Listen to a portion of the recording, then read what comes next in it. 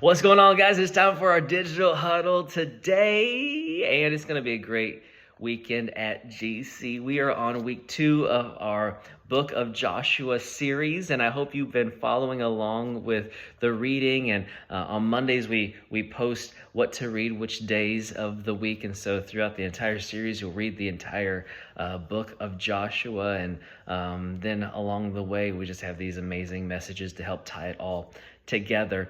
But then on top of that, this is just a great week. We have this next week, July 2nd is the first Wednesday of July, which means it is our first Wednesday service. And a lot of things happening with first Wednesday service. I want you to pay attention to this part right here. I got you? Are you focused in? Here we go.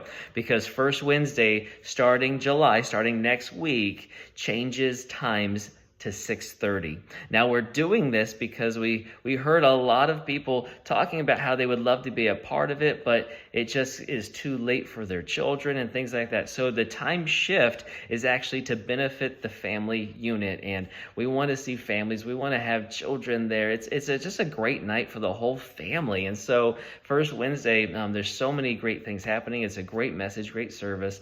And so I just think, I don't know about you, but I need a midweek refuel. I need a little shot in my arm to keep on going for the rest of the week. So I love first Wednesday. So make sure you're there. But it all begins at 6:30, this one, starting this next week, July the 2nd. And then what we're doing on top of that is at 5:30 at first Wednesdays, we're going to have food trucks available so that you could just get off of work and just come straight to church and get your dinner and have your family all there. We'll have some fun things to do as well. And all of that could be happening. And then you go to service together. And so many great opportunities at First Wednesday. Make sure you are there. It's also a 5-on-5, which is always really fun to be a part of. And so First Wednesday this week, 6:30, be there because it's going to be awesome. Then we got food distribution on Thursday, all these things. It's going to be a cool week at GC.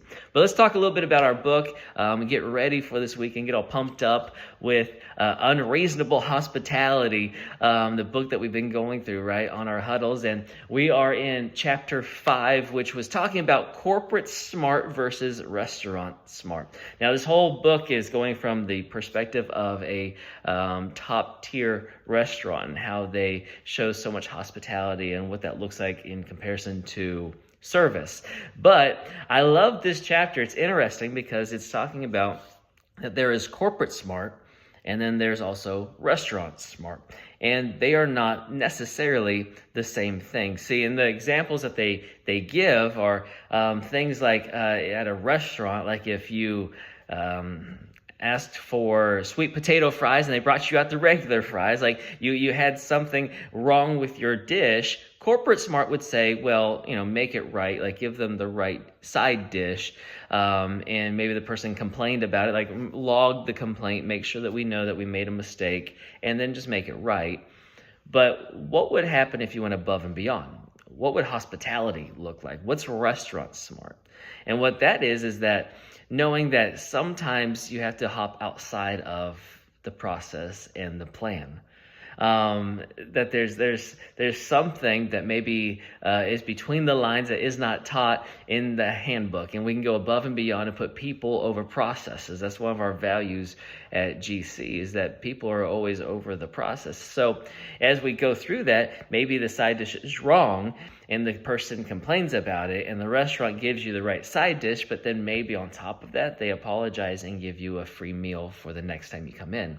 That's hospitality. That's going above and beyond. That's going to this place where you make the person feel valued, right? You make them feel seen and valued and loved on and appreciated, and you go above the process to show hospitality to that person. Matter of fact, in that last book that we were reading together on the huddles, there was a whole statistic that we had shared, and I can't remember off the top of my head exactly, but it was talking about how such a high percent of the top tier, the 5-star reviews that come in on Google, all that kind of stuff, is actually in response to something that went wrong. So instead of just getting it all right the first time, when something was wrong and the person was like, hey, like I'm upset, this was wrong, how the restaurant or the store, the company or whatever responded to that mistake is actually what shifted, creating a moment, right, where that person then goes on and goes, man, 5 stars, they made a mistake, but the way they responded to the mistake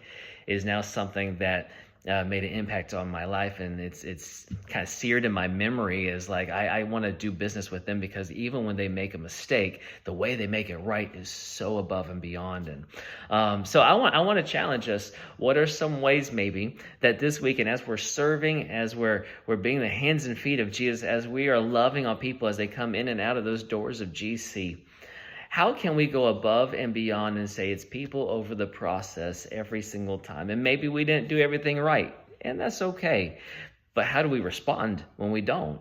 Do we go above and beyond to show hospitality, or do we just check the box and be corporate smart? I believe that even if the rule is this, and that's a great standard, if we could show hospitality and go a little bit further to show that person that they are loved and valued and seen, I believe that's the way Jesus would treat that person. So WWJD, what would Jesus do this week? And let's treat people the way that Jesus would treat us. I love you guys. I can't wait to see you this Sunday. It's going to be a great week here at GC.